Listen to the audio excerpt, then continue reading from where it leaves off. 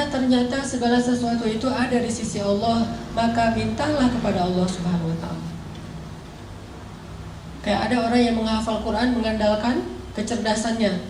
Beda dengan yang menghafal Al-Quran mengandalkan iman kepada Allah Subhanahu wa ta'ala. Karena ilmu di dalam Islam tidak disimpan di dalam pikiran dan kepala kita, tapi ilmu di dalam Islam itu disimpan di dalam hati. Al-fiqhu fiqhul qulub. Pemahamannya itu dilakukan dengan hati. Mungkin teman-teman ada yang pernah dengar cerita Abdullah ibnu Mas'ud menghafal Al-Quran 1 juz hanya dengan sekali dengar. 1 juz loh, hafalannya dengan cuma sekali dengar. Surat apa di Al-Quran yang paling panjang turunnya sekaligus? Panjang 1 juz dan turunnya sekaligus. Ada yang tahu? Surat Al-An'am. Surat Al-An'am itu panjangnya sekitar 11 lembar, 1 juz lebih 1 lembar. Dan itu turunnya sekaligus, beda dengan surat Al-Baqarah. Kalau Al-Baqarah panjang 2 juz setengah, tapi turunnya nyicil, berangsur-angsur. Kalau surat Al-An'am 1 juz turunnya sekaligus. Datang Jibril, terus Jibril membacakan surat Al-An'am kepada Rasulullah. Rasulullah dengar aja. Setelah Nabi selesai mendengar, kata Jibril, ya Muhammad, coba kamu ulangi. Diulang oleh Rasulullah dari ayat pertama sampai selesai 1 juz, tidak ada yang salah. Ini kemampuan hafalan Nabi SAW. Udah gitu Nabi ngumpulin para sahabat. Ayo ngumpul, halumu ilayya. Ayo ngumpul ke sini. Telah turun ayat kepada saya yang lebih saya cintai daripada dunia dan seisinya, yaitu surat Al-An'am yang dibuka dengan kalimat pujian Alhamdulillah. Terus Nabi bacain nih surat Al-An'am 1 juz. Bayangin teman-teman, para sahabat selama mendengar Nabi membaca Al-Quran 1 juz, gak ada para sahabat yang bergerak sama sekali. Gak ada yang bergerak. Sampai para ulama bilang seandainya merpati bikin sarang di atas kepala mereka, jadi itu sarang. Saking khusyuknya. Para sahabat itu mendengar Nabi baca surat Al-An'am 1 juz dan khusyuk. Nggak ada yang bergerak sama sekali. Diam aja dengerin. Lalu ketika Nabi selesai membaca Al-An'am 1 juz, seorang sahabat yang bernama Abdullah ibnu Mas'ud berdiri mengatakan, ya Rasulullah, saya sudah hafal surat itu. Coba, 1 kali dengar langsung hafal. Cuman tawaduknya Rasul, hebatnya Rasulullah itu, Rasulullah nggak bilang, emang kamu doang, saya juga bisa kayak gitu. Rasulullah ngomong kayak gitu. Padahal Rasulullah juga dari Jibril hafalnya sekaligus. Rasulullah malah bilang, oh gitu, coba Abdullah kamu baca. Lalu Abdullah pun mengulang surat Al-An'am dari ayat pertama sampai selesai 1 juz. Tidak ada 1 huruf pun yang keliru. Apa yang membuat Abdullah mudah dalam menghafal Quran? Ternyata bukan karena Abdullah lebih pintar dari yang lain. Standar, semua orang juga punya kelebihan. Allah kasih akal dan memori. Tapi Abdullah ini orang yang selalu mengandalkan Allah, yakin kepada Allah, makanya Allah mudahkan dia dalam mencari ilmu. Saya teringat kata Abdullah bin Mas'ud ketika dia awal-awal belajar Quran. Kata dia, ta'allamnal iman qablal Quran. Kami itu belajar iman dulu sebelum belajar membaca Al-Quran. Sehingga kalau kami membaca Al-Quran, iman kami bertambah. Nanti akan muncul suatu kaum yang belajar Quran sebelum belajar iman. Walaupun mereka membaca sampai 30 juz Al-Quran, imannya tidak bertambah. Belajar iman sebelum belajar Quran. Apa arti belajar iman? Belajar yakin sama Allah. Nih saya nih lagi menghafal Quran. Dan Al-Quran ini adalah firman Allah, kata-kata Allah. Kalau saya pengen mudah menghafal Al-Quran, saya harus minta sama yang memiliki kata-kata ini. Pemiliknya adalah Allah SWT. Berdoa, ya Allah mudahkan saya menghafal Quran. Ya Allah mudahkan saya bertilawah Al-Quran. Allah mudahkan. Jadi bukan hanya mengandalkan kemampuan otak kita, bukan hanya mengandalkan kemampuan memori kita, tapi andalkanlah Allah dalam segala urusan kita. Mulai dari belajar ilmu, mengamalkan ilmu, beribadah, bekerja, apapun, andalkan Allah Subhanahu wa taala. Jangan bikin Allah kecewa sama kita. Jangan buat Allah ilfil sama kita. Kalau Allah udah berpaling dari kita, kalau Allah udah unfollow kita nih, itu udah bahaya. Jangan sampai Allah unfollow. Apa unfollow-nya kalau dalam bahasa Al-Quran? Baro'atum minallah. Allah udah gak mau terlibat lagi dalam urusan kita. Jadi orang kalau misalnya mengandalkan Allah, dia akan melihat banyak keajaiban teman-teman dalam hidupnya. Pasti teman-teman sebagiannya mungkin pernah dengar cerita ketika awal-awal dulu saya berangkat Mesir. Itu ngandelin Allah banget tuh. Pulang dari Mesir juga kayak gitu. Dan Allah itu emang suka ngasih kejutan. Yang namanya kejutan, kita nggak boleh tahu duluan. Kalau tahu duluan namanya bukan kejutan. Ini nggak jelas nanti kayak gimana jadinya. Masa saya harus memilih pilihan-pilihan yang belum pasti? Udah, kalau itu Allah ridho, berarti pasti. Kalau pilihan kita itu Allah seneng, berarti pasti. Pasti apa? Pasti ditolong. Pasti dikasih keajaiban. Pasti dikasih kebaikan. Itu pasti. Asalkan pilihan kita itu pilihan yang diridhoi Allah. Makanya kalau memilih sesuatu itu, minta ke ustadz atau ke kiai, tanya dulu mana yang Allah suka di antara dua pilihan. Namanya istifta. Setelah istifta, kalau masih galau juga, misalnya ada 5 pilihan. 5 pilihan ini tanya ke kiai, Pak Yai, ini ada 5 pilihan dalam hidup saya. Kira-kira yang Allah ridhoi yang mana nih? Kata Pak Yai, 3 ini nggak baik, tinggal 2 berarti yang Allah ridhoi. Masih galau kan?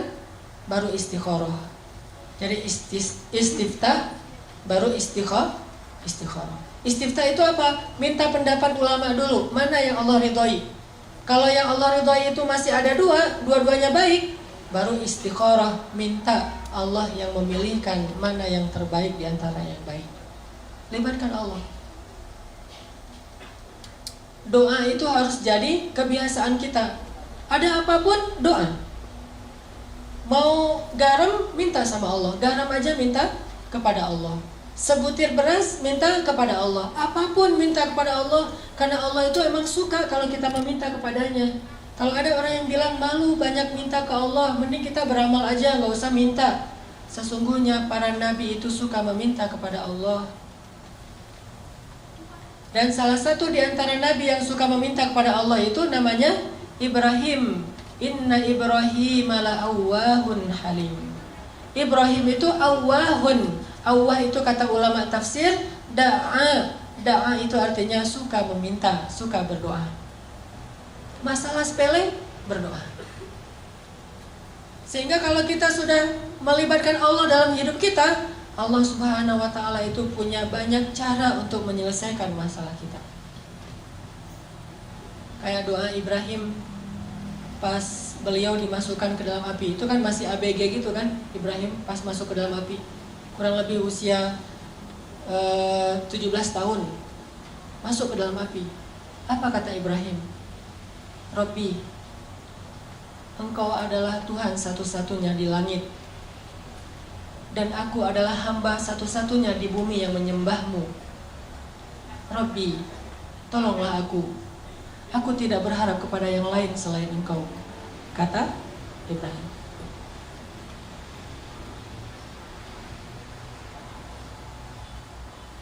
Gimana kata Ibrahim? Rabbi, Engkau satu-satunya Tuhan di langit, dan aku satu-satunya hamba yang menyembahmu di bumi. Tolonglah aku tidak meminta kepada selain Engkau. Terus datang malaikat nih. Datang malaikat Jibril. Terus Jibril bilang, ya Ibrahim, mintalah apa yang kamu butuhkan, saya akan bantu. Jibril menawarkan bantuannya. Apa kata Ibrahim? Amma ilaika fala. Kalau kepada kamu, tidak. Saya tidak butuh bantuan siapapun selain bantuan pencipta alam semesta. Jadi kalau kita udah ngelibatin Allah utuh, Walaupun dalam hidup kita, teman-teman, boleh kita minta bantu ke manusia, tapi hati kita nggak boleh bergantung kepada manusia. Tangan kita boleh berjabat tangan dengan orang lain, bikin akad gitu. Saya terima nikahnya, akad jual beli gitu ya. Boleh kita berakad dengan manusia secara zahir, tangan kita doang nih yang boleh berakad dengan manusia, tapi hati kita nggak boleh berakad dengan manusia. Hati kita berakad dengan Allah. Hati kita yakinnya kepada Allah. Itu yang dikatakan oleh Ibrahim. Ketika Ibrahim di dalam api mau dibakar nih, Ibrahim mengatakan, Rabbi, Engkaulah Tuhan satu-satunya di langit, dan aku hamba satu-satunya di bumi yang menyembahmu pada hari ini. Tolonglah aku. Kemudian Allah berfirman, Ya nar, kuni bardan wa salaman ala Ibrahim. Wahai api, jadilah engkau sejuk dan menyelamatkan bagi Ibrahim alaihissalam. Ini kalau kita melibatkan Allah. Kalau ada yang bilang, itu kan para nabi. Ternyata cerita-cerita kayak gini bukan hanya terjadi kepada para nabi, terjadi kepada banyak orang soleh yang bahkan tidak disebut namanya. Terjadi kepada nabi, kepada ayah nabi, kepada ibu nabi, kepada anak nabi, kepada keturunan nabi, atau bahkan kepada pengikut nabi. Semua hamba Allah itu punya peluang yang sama untuk ditolong oleh Allah. Bukan hanya para nabi doang yang dapat pertolongan Allah. Semua ditolong oleh Allah. Atas nama hambanya, pasti Allah menolong. Coba teman-teman perhatikan salah satu kisah di dalam Al-Quran. Kayak gimana Allah itu kalau nolong hambanya itu caranya agak-agak unik dan penuh dengan kejutan. Coba kita perhatiin di dalam surat Al-Qasas, surat 28. Pada punya aplikasi Quran? Coba buka surat Al-Qasas, surat 28 ayat 7. Surat Al-Qasas surat 28 ayat 7. Saya akan tilawah dulu ayat 7 sampai ayat 13. Surat Al-Qasas ayat 7 sampai ayat 13.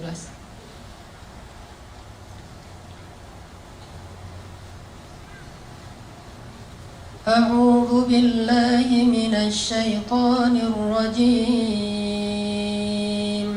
Bismillahirrahmanirrahim.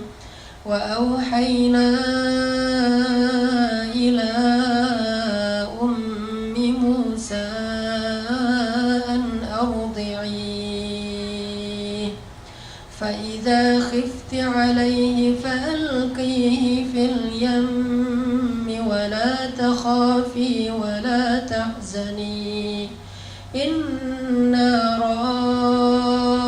radduhu ilayki wa ja'iluhu minal mursalin faltaqatahu alu fir'auna liyakuna lahum aduwan wa hazana inna fir'auna wa hamana wa junudahuma kanu خاطئين وقالت امرأة فرعون قرة عين لي ولك لا تقتلوه عسى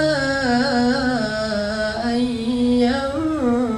ينفعنا أو نتخذه ولدا وهم لا يشعرون وأصبح فؤاد أم موسى فارغا إن كادت لتبدي به لولا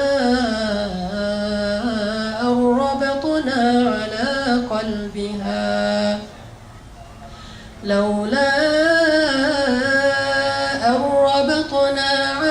قلبها لتكون من المؤمنين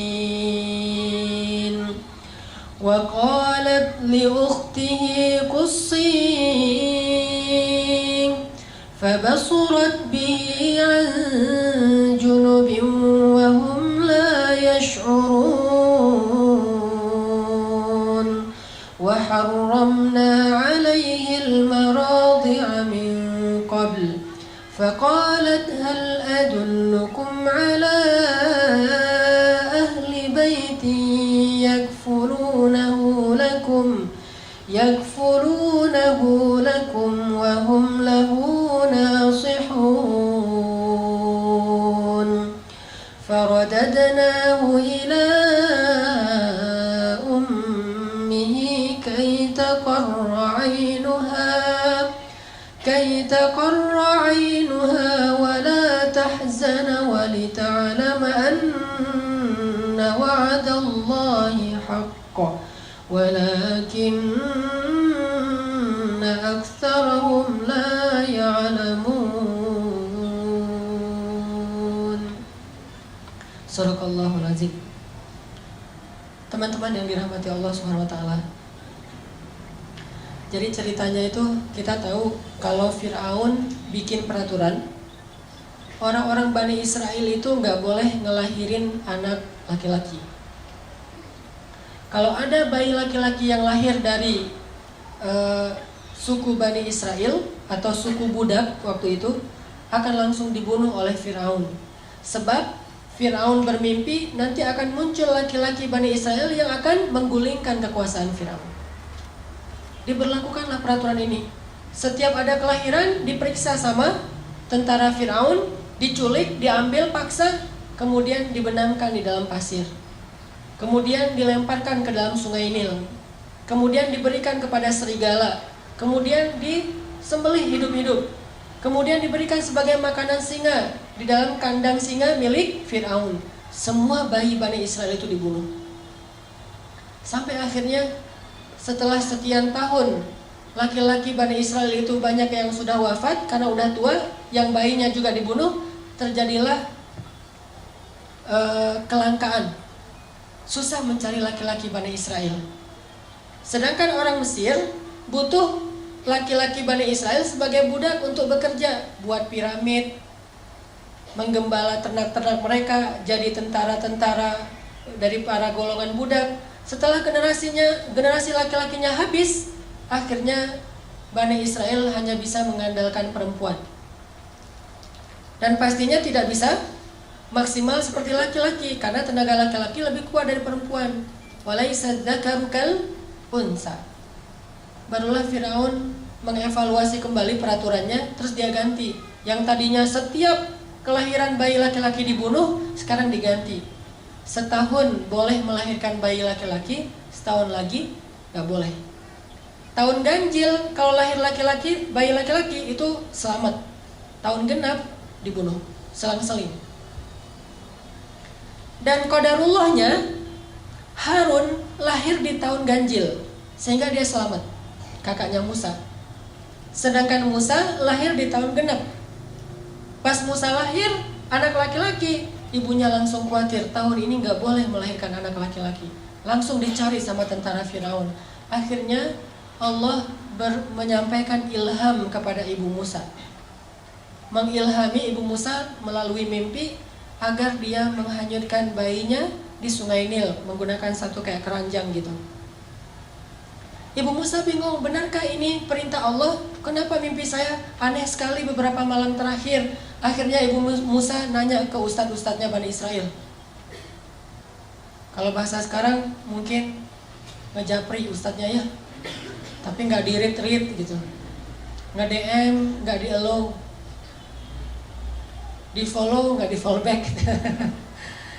Nih ibu Musa nanya kepada ustadz-ustadznya Bani Israel, ya Syekh, saya bermimpi gini, apakah benar ini perintah Allah? Kata para ulama Bani Israel, benar, ini perintah Allah. Hanyutkanlah bayimu ke sungai Nil, dan Allah berjanji akan menyelamatkannya dan mengembalikannya kepadamu. Itu janji Allah. Kalau kita mau yakin sama Allah, libatkan Allah. Walaupun caranya tuh agak-agak aneh menurut logika kita. Aneh gak sih? Bayi baru lahir, kesayangan ibunya bayi. Karena bayi Musa itu bayi yang sangat menakjubkan. Nih ya, by the way, Nabi itu semuanya keren-keren, gak ada Nabi yang gak keren. Gak usah Nabi, brand ambassador satu produk aja carinya model yang paling keren kan. Apalagi brand ambasadornya lah langit tuh pasti orang yang paling keren tuh. Apalagi Musa, Musa itu terkenal cowok ganteng, keren. Walaupun mungkin beda dengan Yusuf. Saking gantengnya Musa, saking kerennya Musa, orang Bani Israel itu kepo. Musa itu kan kalau pakai baju selalu baju panjang, kemudian ketutup semuanya.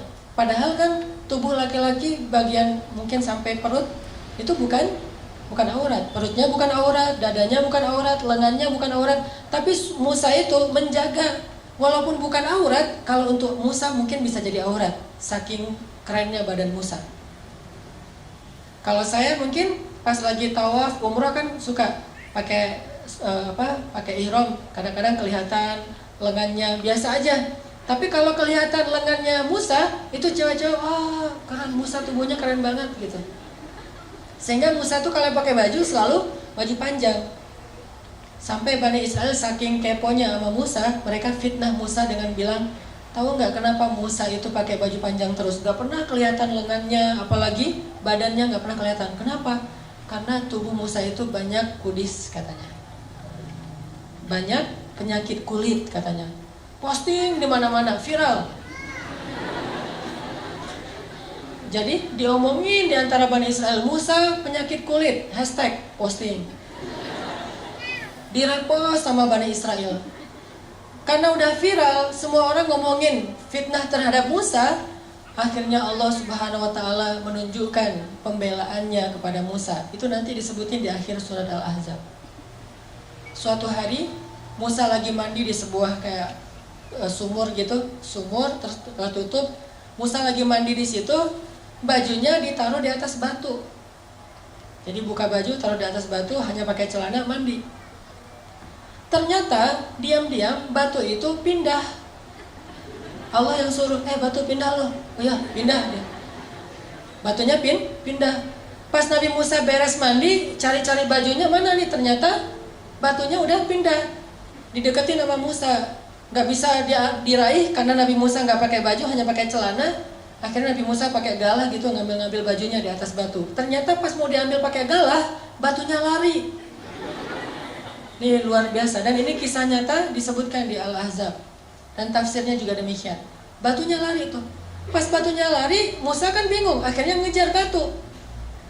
Thawbi hajar, bajuku dibawa lari batu, Ngejar aja. Terus kejar-kejaran, batu Musa. Kemana larinya si batu? Larinya ke pasarnya Bani Israel. Jadi anak-anak Bani Israel lagi main skate gitu, batunya lewat. Kirain tadi itu obstacle buat nge-trick sama anak-anak skate. Lagi pada main BMX-nya, lagi bani ban gitu, lagi pengen nge-trick, lewat batu. Ada anak-anak Bani Israel lagi nongkrong gitu, lagi ngopi-ngopi, batu lewat, Musa lewat.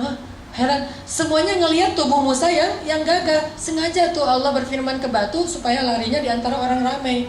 Tempat mainnya anak muda, nanti di alun-alunnya Bani Israel. Pokoknya keliling aja, keliling kota. Jadi Musa jadi kayak Indorunners gitu, keliling sambil lari dengan tubuhnya yang keren. Sehingga Bani Israel semuanya, lo bawa HP nggak? Ambil kamera.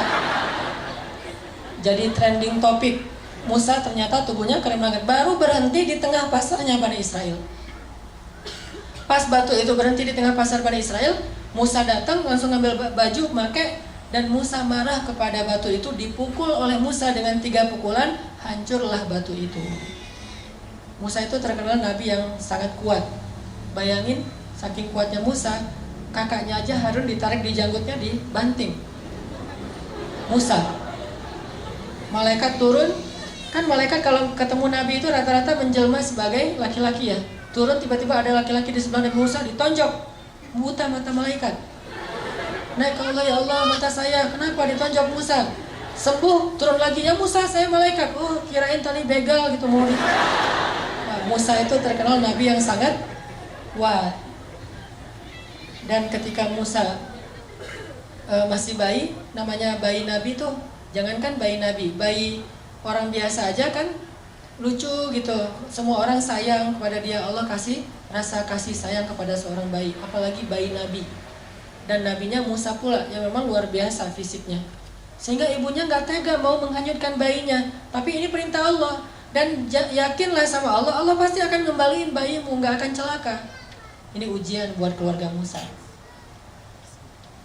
Ibu Musa itu ibu yang sangat beruntung, punya 2 anak laki-laki, dua-duanya Nabi, Harun dan Musa.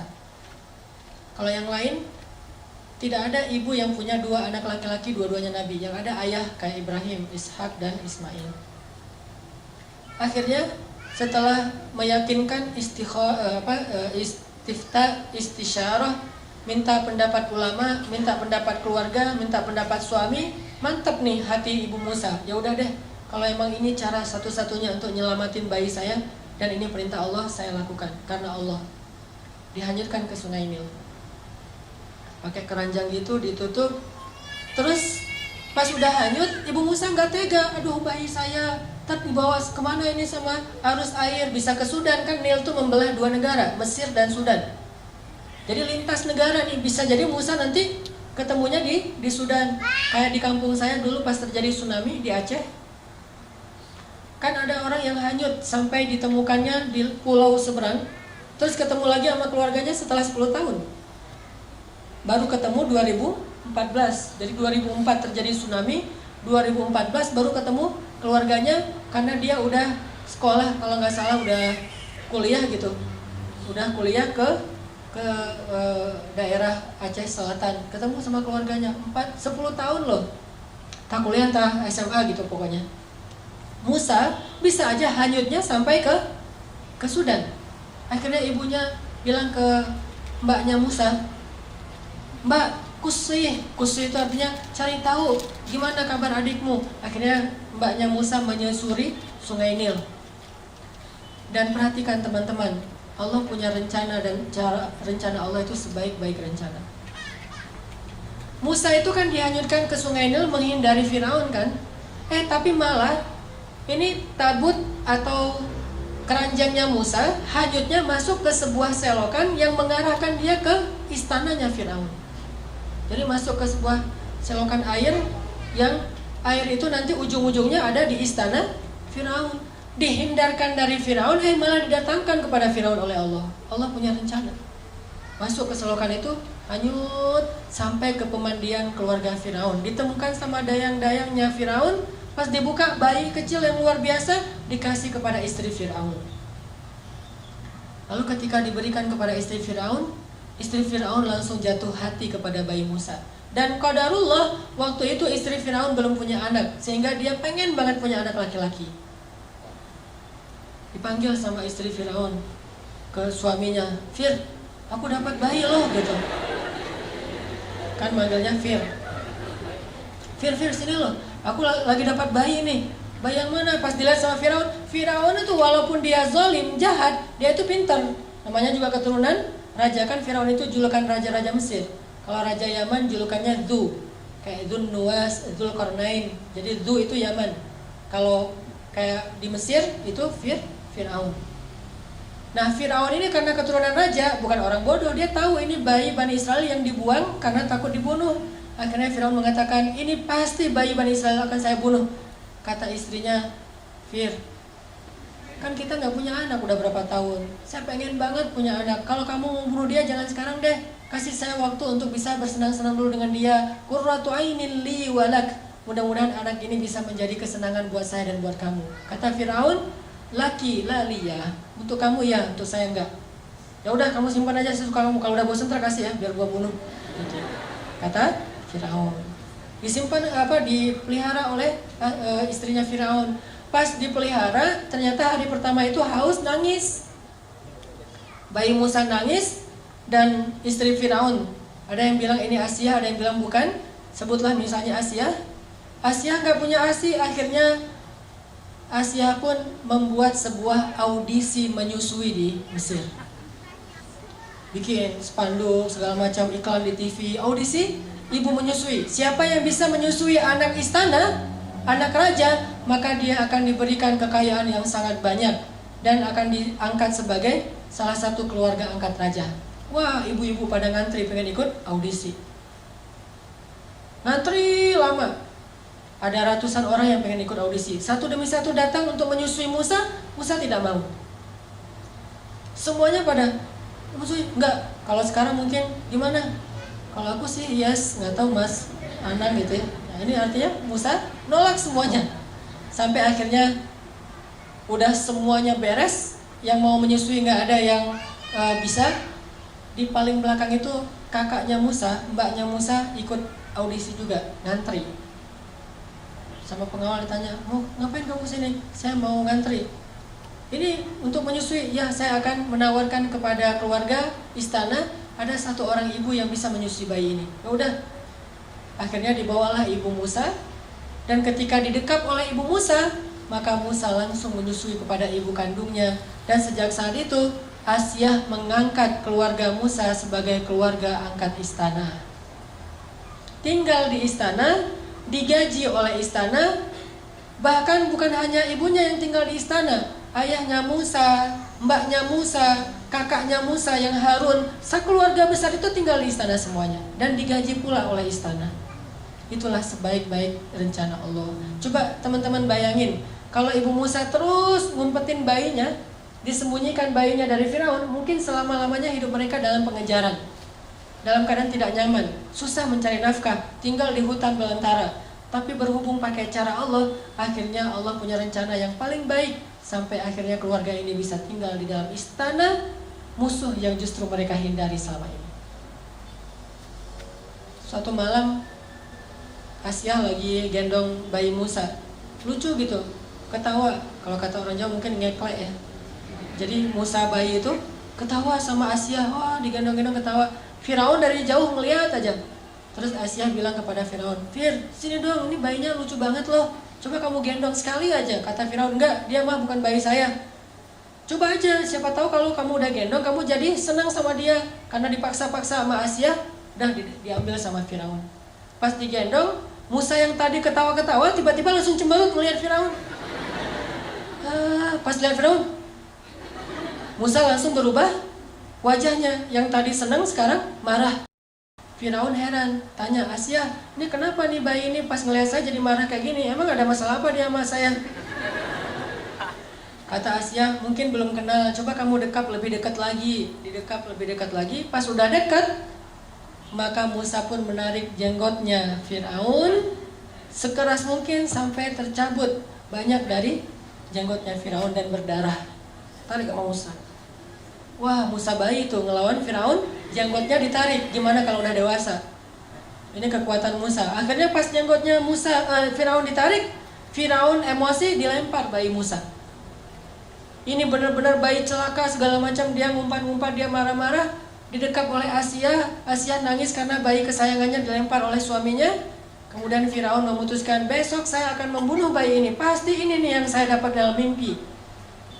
Dan Asyah sudah tidak bisa mengubah keputusan suaminya untuk membunuh bayi tadi. Akhirnya suatu malam, sepanjang malam Asyah memeluk Musa, nangis, sepanjang malam nangis sama ibunya Musa. Tiba-tiba Allah kasih ide, ilham ke dalam pikirannya Asyah, gimana cara menyelamatkan Musa. Pas paginya Asyah bilang kepada Firaun, suamiku, saya tidak akan menghalangi kamu untuk menghukum bayi ini. Tapi sebelum engkau menghukum dia, beri saya satu kesempatan supaya semakin yakin, apakah bayi ini sadar ketika mencabut janggutmu atau tidak sadar. Kalau dia sadar, silakan kamu hukum. Kalau dia tidak sadar, maafkanlah dia. Karena dia hanya bayi, anak kecil yang tidak ngerti apa-apa. Kata Firaun, gimana cara membedakan dia sadar dan tidak? Kata Asyah, taruhlah bayi ini di tengah, di sebelahnya ditaruh bara api, di sebelahnya lagi ditaruh roti. Kalau bayi ini sudah bisa berpikir, dia akan memilih roti. Tapi kalau bayi ini namanya juga anak kecil nggak ngerti, dia mungkin akan memilih bara api. Kalau dia memilih roti, maka hukumlah dia. Tapi kalau dia memilih bara api, maafkanlah dia. Ditaruh Musa di tengah. Oh, logis juga nih kata Firaun. Ya udah dicoba aja deh. Pasti dia akan milih roti. Masa api panasnya juga udah menjauh kan? Dia pasti akan ngambil roti atau kayak permen gitu. Ditaruh Musa di tengah, di sini bara api, di sini makanan.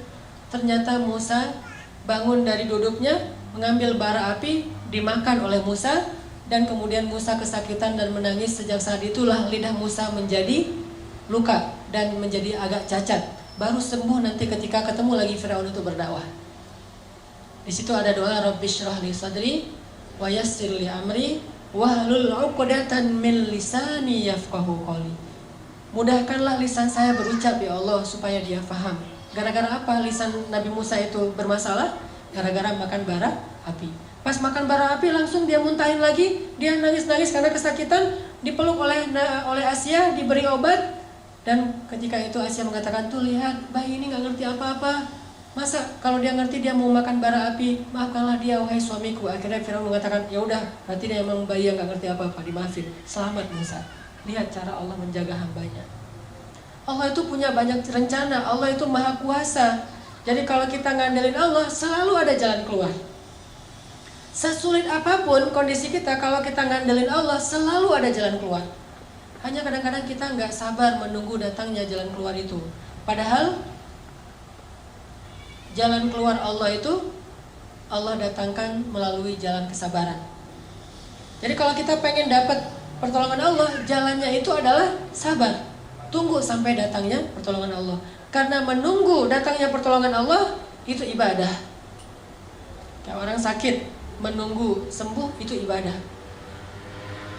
Orang yang miskin menunggu dapat rezeki sambil berikhtiar itu ibadah. Jomblo menunggu ada yang datang, terutama yang perempuan nih, nunggu ada yang datang ke rumahnya ngetuk pintu dan melamar dia, itu adalah ibadah. Tapi pengennya sih ibadahnya jangan lama-lama ya, cepat ada yang datang gitu. Karena pengen beribadah yang lain, bukan hanya ibadah menunggu, tapi ibadah mencintai, ibadah suami istri. Artinya libatkan Allah dalam hidup kita, libatkan Allah dalam masalah kita, libatkan Allah dalam segala urusan kita. Tidak ada yang kecewa ketika melibatkan Allah dalam urusannya. Saya teringat kisah seorang ibu di Mesir. Ini kisah nyata dan terjadi sekitar 20 tahun yang lalu lah di Mesir. Jadi ada seorang ibu janda dengan satu anak bayi dan tidak ditinggali apa-apa oleh suaminya. Suaminya meninggal dalam keadaan miskin. Dan ibu ini juga keluarga besarnya orang miskin semuanya. Tidak ada yang mampu. Akhirnya setelah dia menjadi janda, dia kerjanya ganti-ganti. Kadang jadi pembantu di rumah orang, kadang di pasar, segala macam. Pokoknya nggak punya pekerjaan tetap untuk bisa menafkahi bayinya. Baru sekitar sebulan ditinggalkan suaminya, bayinya sakit keras, panas tinggi, panas luar biasa. Terus panas tinggi mau dibawa ke rumah sakit, nggak punya biaya, beli obat aja nggak ada duit, makan aja belum hari itu. Hanya dikasih minum air putih, dikompres, kasih minum air putih, dikompres, sambil menangis. Bayinya terus menangis panjang hari. Sampai malam hari bayinya berhenti menangis karena sudah lelah.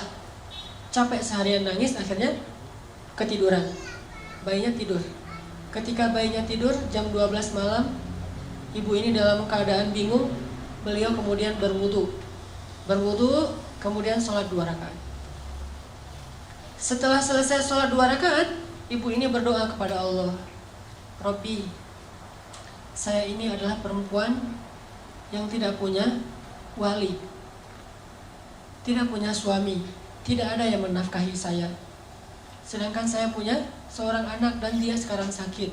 Suami saya baru meninggal. Dia curhat sama Allah. Jadi kalau kita doa sama Allah tuh curhat dulu, jangan to the point. Ya Allah minta ini, minta itu. Curhat dulu kayak Nabi Zakaria. Kayak gimana doa Nabi Zakaria? Rabbi inni wahanal 'azmu minni washta'ala ar-ra'su shayba walam akum bidu'aika rabbi syaqiyya. Rabbi, tulang saya sudah lemah, rambut saya sudah putih. Curhat dulu masalah kita apa. Dia curhat kepada Allah tentang masalahnya. Dia gak punya uang untuk beli obat, gak punya nafkah, bahkan hari ini makan juga belum. Terus dia bilang di akhir doanya, Rabbi, aku pasrahkan hidupku ini kepadamu. Aku serahkan urusan masalahku ini kepadamu. Berilah jalan keluar kepadaku dan anakku, wahai Allah. Dia berdoa kepada Allah, minta diberikan jalan keluar. Akhirnya pas habis berdoa, tiba-tiba ada orang yang ketuk pintu rumahnya. Assalamualaikum. Dibukain pintu seorang laki-laki. Assalamualaikum. Mana anakmu yang sakit? Saya seorang dokter. Mana anakmu yang sakit? Akhirnya ibu ini heran. Dokter datang ke rumahnya sendiri padahal dia nggak manggil. Ditunjukin, dokter ini meriksa bayi itu, diperiksa sama dokternya. Setelah diperiksa, dibuatin resep obat. Terus dokternya bilang kepada ibu, nih resep obatnya, silakan dibeli obatnya di apotek segera. Ini kasihan anaknya udah terlalu panas dan harus segera diberikan obat. Terus saya mau pulang, silakan diselesaikan administrasi, minta bayar. Ibu ini bingung pas dokternya minta bayaran. Kata ibu ini, dokter, saya nggak punya uang. Terus dokternya bilang, terus kalau ibu nggak punya uang, ngapain ibu telepon saya? Tengah malam, jam 1 malam nelfon saya. Kata ibu ini, saya tidak telepon dokter. Terus dokternya keluarin kertas alamat. Ini benar nggak nih alamat rumah ini? Tadi yang nelfon soalnya nyebutin alamatnya ini nih. Kata ibu, benar ini alamat rumah saya. Terus mana laki-laki yang tadi nelfon? Kata ibu ini, saya nggak punya suami, nggak ada laki-laki di rumah. Ini telepon aja ibu, nggak ada di rumah. Handphone atau telepon rumah nggak ada. Baru dokter ini curiga. Terus siapa yang tadi menelpon dokter tengah malam jam 1? Sekitar 15 tahun yang lalu lah terjadi di Mesir. Dokter ini duduk, nanya kepada ibu, ibu sebetulnya apa yang terjadi? Apa yang terjadi tadi jam 1 malam? Ibu ini cerita kondisinya, masalah anaknya. Terus dia cerita jam 1 malam tadi dia baru telepon Allah. Dia sholat 2 rakaat, dia berdoa kepada Allah. Entah gimana ceritanya, entah malaikat, entah manusia, pokoknya Allahu alam, Allah yang mendatangkan dokter itu ke rumahnya. Mendengar cerita ini, dokternya merinding, terharu. Akhirnya datang lagi periksa lebih serius lagi bayinya. Terus keluar cari obat sendiri dokternya ke apotek, datang lagi kasih obat, kemudian ngasih lagi hadiah untuk keluarga ini untuk 1 bulan. Dan sejak saat itu dokter ini suka memberikan nafkah rutin kepada keluarga ini setiap bulan. Dan kadang-kadang dipanggil ke rumah untuk bantu-bantu di rumahnya. Artinya Allah punya banyak cara untuk membantu hambanya. Panggil aja Allah SWT. Ada apa-apa, telepon Allah. Dan telepon Allah itu paling enak tuh, gak pernah di-reject. Nelfon manusia, di-reject tuh. Nelfon, kan suka ada tulisan saya lagi meeting, lagi nyetir, kan ya? Atau lagi galau gitu kan, bisa juga custom, bisa tulis sendiri lagi galau. Itu kalau nelfon manusia. Kalau nelfon Allah, nggak pernah Allah nge-reject telepon hambanya. Ujibu da'watad da'i idza da'an. Saya pasti akan ngangkat telepon orang yang nelfon saya. Kalau kita analogikan dengan telepon, pasti Allah angkat. Sesibuk apapun Allah, kulla yaumin huwa fi sya'n. Setiap hari itu emang Allah sibuk, tapi Allah nggak pernah disibukkan. Sibuk ya, tapi disibukkan nggak. Allah punya banyak urusan ya, tetapi tidak pernah kewalahan. Telepon Allah. Dan telepon Allah itu nggak perlu hafal nomornya. Aduh, nomor telepon Allah berapa ya? Belum di save misalnya. Nggak perlu, tinggal bilang Allah, langsung ke connect ke langit. Nomor telepon Allah itu cuma bilang Allah aja. Robbi, ilahi, bebas, nomornya banyak. Dan semuanya aktif, nggak ada nomor itu sudah tidak aktif. Sudah apa misalnya? Nggak ada. Allah pasti mengangkat telepon kita. Dan menelpon Allah itu gak ngabis-ngabisin kuota, gak ngabis-ngabisin pulsa, sama sekali gratis. Gak makan pulsa, gak ngabisin kuota, gak perlu hafal nomor. Gak ada yang misalnya lagi telepon dengan yang lain, jadi kita nunggu dulu ngantri. Gak, telepon Allah itu paling mudah ketimbang nelpon manusia. Ada masalah tinggal bilang, ya Allah. Allah langsung mengatakan, Abdi, alaka hajah, wahai hambaku, apa kebutuhanmu? Bahkan di waktu tertentu Allah yang datang kepada kita, bukan cuma kita telepon Allah jarak jauh, Allah datang kepada kita. Sepertiga malam terakhir Allah turun ke langit dunia. Terus Allah mengatakan, adakah orang yang membutuhkan pertolongan, aku tolong? Hal min dhi hajah, adakah orang yang butuh ampunan, aku ampuni? Adakah orang yang butuh keajaiban, aku berikan keajaiban dalam hidupnya? Allah sendiri yang nanya kepada kita. Jadi ada masalah sedikit, telepon Allah. Minta Allah terlibat dalam urusan kita. Gak usah khawatir karena Allah itu akan mengangkat telepon kita. Allah nggak mungkin ngecewain hambanya yang berdoa kepadanya. Langsung hubungi Allah. Dan tahu cara supaya doa kita itu benar-benar langsung menggetarkan arasy? Kalau kita pengen doa kita itu menggetarkan arasy, pas kita telepon Allah itu deringnya itu kenceng, berdoalah dengan hati. Doa itu bukan hanya dengan suara yang lantang, walaupun itu juga kadang dibolehkan. Tapi ada doa yang suaranya lirih, tapi arasy di langit itu bergetar. Doa siapa? Yang pelan banget, tapi arasnya bergetar. Doa Nabi Yunus alaihissalam. Subhanaka inni kuntu minadh dhalimin. La ilaha illa anta subhanak inni kuntu minadh dhalimin. Doanya pelan. Bayangin saking lirih dan pelannya doa Nabi Yunus, ikan paus yang menelan beliau aja nggak dengar kalau Nabi Yunus lagi berdoa di perutnya, nggak dengar. Jadi ikan paus tuh nggak, lagi baca apa sih lo di perut gua? Nggak, ikan pausnya aja nggak dengar apa yang dibaca oleh Nabi Yunus. Ikan-ikan yang ada di lautan itu nggak ada yang dengar apa yang diucapkan oleh Nabi Yunus. Tapi doa yang begitu lirih tersebut bisa bikin arasy bergetar. Sampai malaikat-malaikat yang membawa arasy bertanya, "Ya Allah, ini suara siapa yang menggetarkan arasy? Suara siapa yang begitu lirih? Suara siapa yang begitu lembut? Kasihan dia ya Allah, siapa itu ya Allah?" Kata malaikat arasy. Kata Allah, "Itu hambaku Yunus yang meminta ampun kepadaku." Apa kata para malaikat? "Ya Allah, kasihan dia, ampuni dia. Ampuni dia ya Allah, ampuni." Terus malaikat mengaminkan doa-doa Nabi Yunus. Sehingga Allah mengatakan, "Wahai para malaikat, aku telah mengampuni dosanya." Doa suaranya pelan di dalam perut ikan, bahkan ikan yang menelannya aja nggak dengar, tapi arus Allah bergetar. Kenapa? Karena doa ini bukan dengan suara yang keras, tapi dengan hati yang yakin kepada Allah. Kalau kita mau mengilmiahkan tuh gampang sebetulnya. Saya pernah nonton di Nat Geo yang animal, itu hewan, terutama dalam waktu tayangan itu lagi ngomongin tentang gajah. Gajah itu, teman-teman, kalau manggil temennya yang jauh, itu manggilnya pakai suara frekuensi rendah namanya. Suara frekuensi rendah. Apa arti suara frekuensi rendah? Orang nggak bisa dengar suara itu. Walaupun orangnya ada di sebelah gajah, tapi nggak bisa dengar. Sedangkan temennya yang jarak 10 kilo, itu bisa dengar.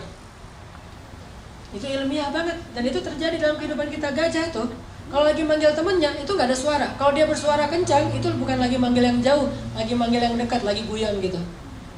Jadi sekelompok gajah kalau lagi guyon suaranya keras, tapi kalau lagi manggil yang jauh, dia nggak pakai suara yang seperti kita dengar. Justru suaranya itu tidak terdengar. Taunya dari mana?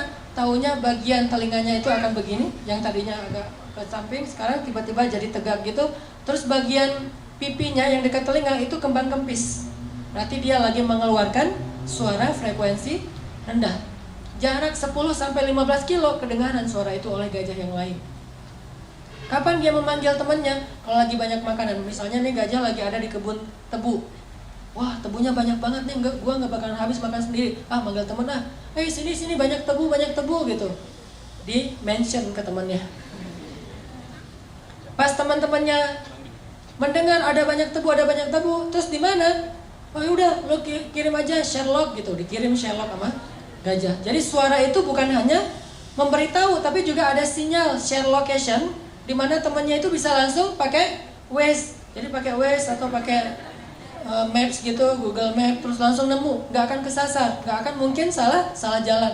Habis lampu merah, belok kanan, belok kiri gitu-gitu, turn right, turn left gitu-gitu deh. Dan itu terjadi dalam kehidupan kita. Suara yang gak bisa didengar oleh orang di sebelah ternyata bisa didengar dari jarak 10 kilo. Itulah suara yang frekuensi rendah. Dalam doa kepada Allah kadang itu berlaku loh.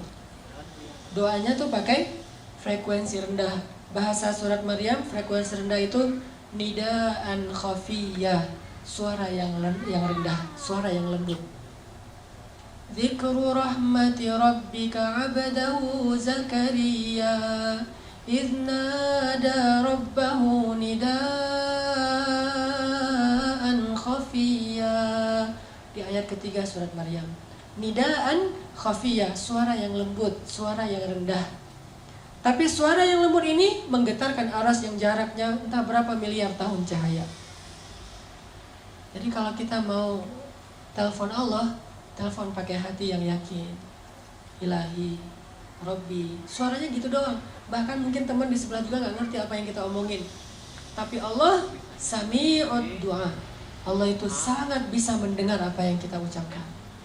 Minta sama Allah, sal tu'toh, minta pasti dikasih. Itu kalimat janji Allah tuh, sal tu'toh. Kamu minta pasti dikasih, gak usah khawatir. Ada lagi kisah di zaman Harun ar-Rasyid, seorang ulama, seorang ahli ibadah yang difitnah. Dia difitnah berzina, sehingga sebelum dia disidang dan diputuskan akan dicambuk, maka dia dipenjara dulu. Pas dia dimasukin ke penjara, digembok penjaranya, ada pengawalnya, dia di dalam. Suatu saat habis dia di penjara, Khalifah Harun ar-Rasyid pergi ke masjid sholat.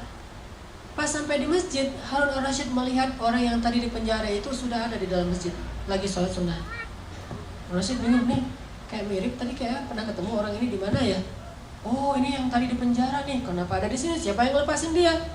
Setelah selesai sholat, orangnya udah nggak ada, balik ke penjara, ngelihat dia di dalam penjara.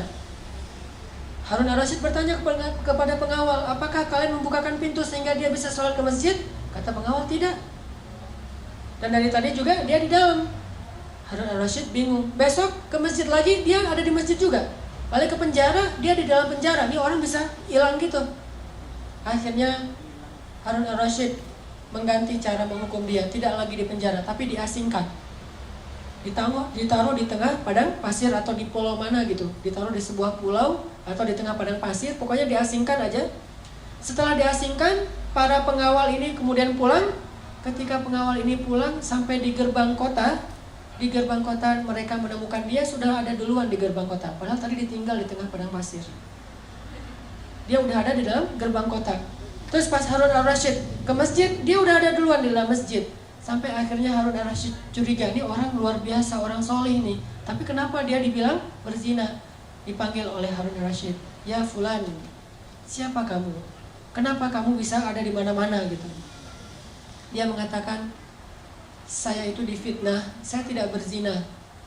Kayak Yusuf pernah difitnah. Dan ketika Tuhan memenjarakan saya, berarti Tuhan telah menjauhkan saya dari rumah Allah Subhanahu wa taala.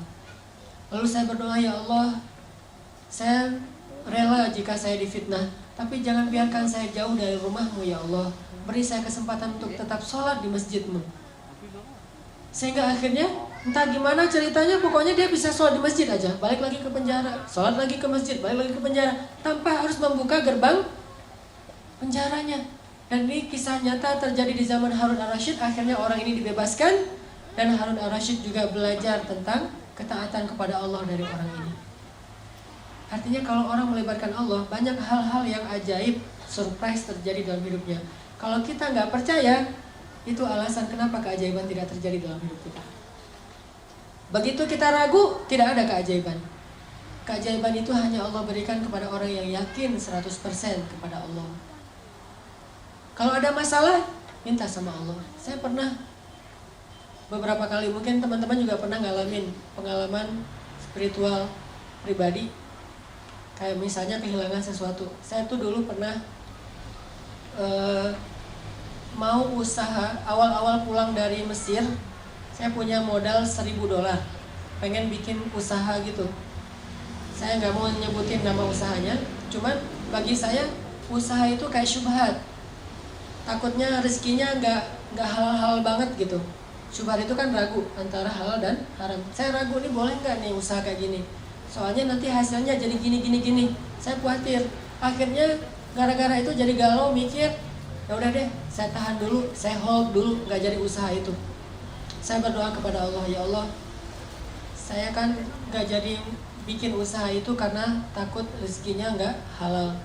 Berarti saya melakukannya karena Engkau ya Allah. Kalau begitu beri saya yang lebih baik daripada ini. Baru saya berdoa kayak gitu malam hari, besoknya dapat tawaran untuk pindah ke Bandung. Jadi istri saya di Jawa, kita dapat tawaran untuk pindah ke Bandung. Pas pindah ke Bandung, istri saya awal-awalnya ngajar, saya nggak ngajar. Karena emang saya awalnya nggak ada cita-cita pengen jadi dosen. Saya lebih senang yang freelance gitu. Waktu itu karena emang kita baru-baru pindah ke Bandung dan masih dalam keadaan susah, ngontrak rumah di sebuah rumah kecil dekat pembuangan sampah di tengah kota Bandung. Terus saya nyari-nyari kerjaan gitu, pengen jadi guru di pesantren, saya masukin ijazah, nggak ada yang terima. Semuanya alasannya kita udah kelebihan ustadz, jadi udah nggak butuh tambahan guru. Karena nggak bisa jadi guru, akhirnya saya nerjemahin buku. Nerjemahin buku-buku yang berbahasa Arab, saya terjemahin di rumah. Ada modal laptop, saya beli 3 juta gitu, laptop second. Terus terjemahin buku. Pas sudah selesai terjemah, saya kirim ke penerbit. Semua rata-rata jawabannya, buku ini udah pernah ada yang nerjemah, jadi nggak boleh lagi diterjemah. Wah, saya salah. Sebulan nerjemahin ternyata nggak bisa diterbitin. Akhirnya putus asa nerjemahin buku, nulis buku sendiri. Udah selesai nulis buku, nawarin ke penerbit-penerbit. Katanya ini kurang layak diterbitkan. Nggak bisa diterbitin, karena nggak keren tulisannya. Akhirnya, kalau orang nggak mau nerbitin buku saya, kenapa nggak saya terbitin sendiri? Mulailah saya mencoba menerbitkan sendiri. Saya desain. Bayangin teman-teman ngedesain cover buku pakai PowerPoint. Lucu kan? Harusnya kan pakai Corel Draw, pakai InDesign, ini pakai PowerPoint karena nggak bisa ngedesain, pakai PowerPoint, pakai Word. Ya, jadi layoutnya tuh manual gitu, pakai Word gitu, terus di capture, cetak aja. Cetak 1000 buku. Udah selesai dicetak, penerbitnya nama sendiri, penulisnya sama, penerbit sama aja tuh, sama sendiri. Dicetak, udah gitu nggak tahu jualan kemana. Saya kirim ke Sumatera ke teman-teman anak-anak Kairo yang udah pulang, kirim ke lewat bus-bus malam gitu biar lebih murah, pakai kotak Marlboro. Saya angkat tuh di jalan raya tuh, penulis buku mengangkat kardus bukunya sendiri. Wah, jadi kuli gitu. Kirim terus, udah selesai dikirim, ada yang balik, ada yang nggak balik misalnya. Terus ada book fair, Islamic book fair di Bandung. Saya coba pinjam stand salah satu penerbit Islam yang ada di Bandung. Boleh nggak saya pakai standnya sedikit aja, satu space kecil buat buku-buku saya, nanti bagi hasil. Oh boleh. Udah, saya bawa buku saya pakai baju kaos gitu, saya taruh buku di situ. Cover bukunya wajah saya pun paling gede. Kan lagi pencitraan ya, wajahnya paling gede. Bikin X-banner. X-bannernya juga wajah saya doang tuh, tulisannya dikit. Udah selesai gitu, taruh pakai X-banner, bukunya disusun jadi kayak tornado gitu, kayak piramid gitu biar orang menarik beli. Terus naik motor kan, ganti baju dulu. Tadi kan baju kuli, sekarang baju penulis. Baju penulis, ganti baju, pakai baju putih gitu. Terus pakai pulpennya juga masih pilot, taruh sini. Berdiri di sebelah stand saya, orang-orang nanya ini buku apa? Buku tentang tadabbur Al-Quran. Penulisnya siapa? Itu penulisnya. Oh, minta tangan. Mulai dari situ usaha buku. Dari usaha buku ganti lagi ke usaha jual beli pulsa. Waktu itu di Bandung ada 60 cabang pulsa di Bandung selama 1 tahun. Terus nambah lagi ke usaha jual beli mobil second. Nambah lagi ke properti walaupun kecil-kecilan. Terus berkembang. Baru akhirnya saya sadar, ternyata benar ya. Kalau kita meninggalkan sesuatu karena Allah, Allah kasih yang lebih baik daripada apa yang udah kita tinggalkan. Libatkan Allah. Mengambil sesuatu karena Allah, meninggalkan sesuatu karena Allah. Libatin aja Allah dalam segala urusan kita. Pasti mudah urusan kita. Awal-awal saya di Bandung itu, ketika awal-awal merintis, anak saya lahir, saya yang jadi bidan. Anak saya lahir tuh, mau dibawa ke bidan, udah telat, udah keburu lahir. Ya udah, saya jadi bidan aja. Udah, tutup semuanya. Bernafas, wah langsung jadi bidan. Saya tarik anaknya, pas udah selesai keluar, baru bingung nih gimana mutusin plasenta. Karena nggak tahu cara mutusin plasenta, baru nelpon ambulan, dibawa sama ambulan. Kenapa kok gitu-gitu amat? Tapi saya bersyukur, alhamdulillah jadi lumayan ngirit lah biaya ngelahirin, karena bidannya nggak perlu dibayar. Segitunya, Artinya kalau misalnya kita benar-benar melibatkan Allah itu, Allah emang suka ngasih kejutan-kejutan.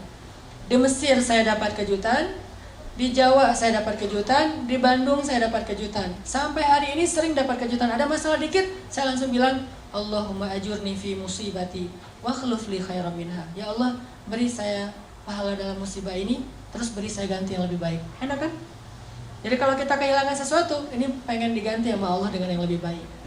Diputusin, alhamdulillah, ya Allah beri saya ganti yang lebih baik. Jadi kalau kita jalan sendiri-sendiri aja ya, maksudnya kita putus aja, alhamdulillah, ntar Allah ganti yang lebih baik daripada kamu gitu. Artinya Allah itu kalau kita libatin gak akan ngecewain. Saya pernah kayak dicurangin orang gitu dalam satu, namanya orang usaha kan macam-macam ya, dicuranginnya nggak gede sih, namanya juga usaha kecil, sekitar 1,5 juta. Pas dicurangin gitu, ya udah daripada rame-rame, saya udah aja diberesin, rugi 1,5 juta. Pas udah rugi, saya doa, ya Allah beri saya pahala dalam musibah ini, terus beri saya ganti yang lebih baik daripadanya. Seminggu kemudian Allah kasih rezeki, sebuah usaha, sebuah proyek yang keuntungannya 15 juta, 10 kali lipat daripada yang saya rugi sebelumnya. Libatin Allah. Jadi kalau kita libatin Allah, ada masalah dikit, kita nggak langsung putus asa. Oh, gampang, kalau rugi di sini mah minta aja lagi ke Allah, ntar Allah ganti yang lebih baik. Gitu. Nggak sampai kita jadi stres mikirin sesuatu yang nggak nyaman dalam hidup kita. Udah serahin aja sama Allah. Saya pernah malam-malam, dulu saya pakai salah satu handphone tuh yang kayak saya beli kurang lebih harganya 1.200.000 lah, handphone sederhana. Malam-malam ada acara Qiyamul Lail di masjid, dan saya waktu itu telat bangun. Acara Qiyamul Lailnya jam 2, saya jam 2 baru bangun. Kan kaget tuh, jam 2 baru bangun, hah udah jam 2, orang-orang udah pada nunggu. Sementara jarak rumah ke masjid itu kalau malam 15 menit, lumayan, belum lagi wudhu segala macam. Kaget, saking kagetnya buru-buru handphone jatuh, pecah, udah nggak bisa dipakai. Saat itu juga saya berdoa, ya Allah beri saya pahala dalam musibah ini, beri saya ganti yang lebih baik daripadanya. Besok pagi loh, dan itu wallahi hanya berselang beberapa jam. Besok pagi diganti sama Allah dengan waktu itu Samsung Note 5 yang harganya waktu itu masih 10 juta. Diganti langsung di waktu yang sama, padahal belum selesai tuh mikirin yang tadi, aduh tadi jatuh, kalau nggak jatuh udah ada handphone, sekarang ini minjam handphone istri dulu. Jatuh langsung Allah ganti dengan yang lebih baik, kayak gitu. Gimana caranya? Jangan selalu menerjemahkan rezeki yang tidak diduga-duga itu sedekah. Nggak selalu sedekah. Bisa juga usaha, bisa proyek, bisa apa aja lah. Yang jelas Allah ganti yang lebih baik. Libatin Allah dalam hidup kita. Kayak Ummu Salamah, begitu suaminya meninggal, Ummu Salamah doa. Dan doa ini diajarkan oleh Nabi. Ya Allah, beri saya pahala dalam musibah ini dan beri saya ganti yang lebih baik. Terus Ummu Salamah heran sendiri gitu. Loh, yang lebih baik? Siapa yang lebih baik daripada Abu Salamah? Abu Salamah itu suami yang paling ideal. Setelah selesai masa haid, datanglah Rasulullah melamar Ummu Salamah. Ternyata ini yang lebih baik daripada Abu Salamah. Gak mungkin Allah ngecewain kita. Itu teman-teman yang dirahmati Allah. Yuk kita belajar sama-sama berhijrah kepada Allah. Bukan berhijrah ke suatu tempat, dari luar masjid ke masjid, bukan. Tapi berhijrah kepada Allah. Dan Allah ma'akum aynama kuntum, dimana bersama kita dimanapun kita berada. Di masjid, di kantor, di jalan, di rumah, dimanapun Allah bersama kita. Jadi kalau kita hijrahnya ke Allah, artinya kita ada masalah dikit, telepon Allah, insya Allah Allah akan selalu menyertai kita, dan Allah akan selalu menjaga kita. Ihfazillah yahfazka. Jaga hubungan kamu sama Allah, Allah yang akan menjaga hidup kamu seutuhnya. Mudah-mudahan ini jadi booster buat kita, jadi penyemangat buat kita dalam mendekat kepada Allah, terutama dalam berdoa. Mulai sekarang coba koleksi lebih banyak doa. Mulai sekarang coba koleksi lebih banyak doa. Doa sehari-hari, mulai doa makan, doa tidur, doa segala macam, termasuk doa-doa yang bisa kita baca di dalam sujud. Karena ketika sujud itu waktu yang paling baik untuk berdoa. Kalau kita sujud nggak tahu baca apa, itu rugi. Karena waktu sujud itu dekat banget sama Allah SWT. Jadi perbanyak aksiru minat doa, perbanyak doa ketika kita sujud. Mudah-mudahan ini bermanfaat. Barakallahu wa lakum. Langsung dilanjutkan dengan muhasabah. Ya, kita muhasabah bersama-sama, berdoa kepada Allah Subhanahu wa taala. Mudah-mudahan Allah Subhanahu wa taala memberikan kepada kita keberkahan dalam hidup kita, keberkahan dalam rezeki kita, dan keberkahan di dalam usia kita. Ilahi Anta Rabbi la ilaha illa Anta. Ilahi Ij'alni laka dzakkarin laka syakkarin. Allahumma ilaika aslamna wa bika amanna wa alaika tawakkalna wa ilaika anabna wa bika khasamna. Na'udzu bi'izzatika an tudillana antal hayyul ladzi la yamut wal insu wal jinnu yamutun. Ya Allah ya Rabbi, kepadamulah kami berserah diri, kepadamulah kami beriman ya Allah, kepadamulah kami serahkan urusan hidup kami, kepadamulah kami kembali, kepadamulah kami bergantung, hanya kepadamulah kami berharap ya Allah. Kami yakin Engkau maha mendengar doa-doa hamba-Mu. Kami yakin Engkau tidak akan mengecewakan orang yang datang kepadamu. Kami yakin rahmat-Mu mendahului kemarahan-Mu. Kami yakin karunia-Mu maha luas. Kami yakin Engkau maha pemaaf ya Allah. Kami yakin Engkau maha pemurah ya Allah. Karena dengan kemurahan-Mu lah kami mendapatkan kebahagiaan dalam hidup ya Allah. Hidup kami adalah kemurahan-Mu ya Allah. Hidup kami adalah rahmat-Mu ya Allah. Hidup kami adalah anugerah dari-Mu ya Allah. Engkau maha segala-galanya. Semua kebaikan ada di tangan-Mu ya Allah. Semua kebaikan ada di dalam genggaman-Mu ya Allah. Ilahana, hari ini kami berkumpul, bersimpuh di sini. Kami memohon ampunan dari-Mu ya Allah. Tidaklah kami melangkahkan kaki kami dari rumah kami ke sini kecuali karena kami mengharapkan ridha-Mu ya Allah. Tidaklah kami melangkahkan kaki kami ke sini kecuali karena mengharapkan ampunan-Mu ya Allah. Tidaklah kami melangkahkan kaki ke sini kecuali mengharapkan rahmat-Mu ya Allah. Ampunkanlah dosa-dosa kami ya Allah. Rahmati kami ya Allah. Lindungi kami dari godaan syaitan dan hawa nafsu ya Allah. Janganlah Engkau biarkan kami kembali terjatuh di lubang yang sama ya Allah. Jangan Engkau biarkan hati kami condong kembali kepada dosa-dosa setelah Engkau beri petunjuk ya Allah. Janganlah Engkau biarkan kami kembali kepada masa lalu saat kami masih jauh dari-Mu ya Allah. Bantu kami dalam proses hijrah kami ya Allah. Bantu kami dalam perjalanan hijrah kami ya Allah. Bimbing kami ya Allah. Kuatkanlah hati dan azam kami ya Allah. Istiqomahkanlah amal kami ya Allah. Ilahana,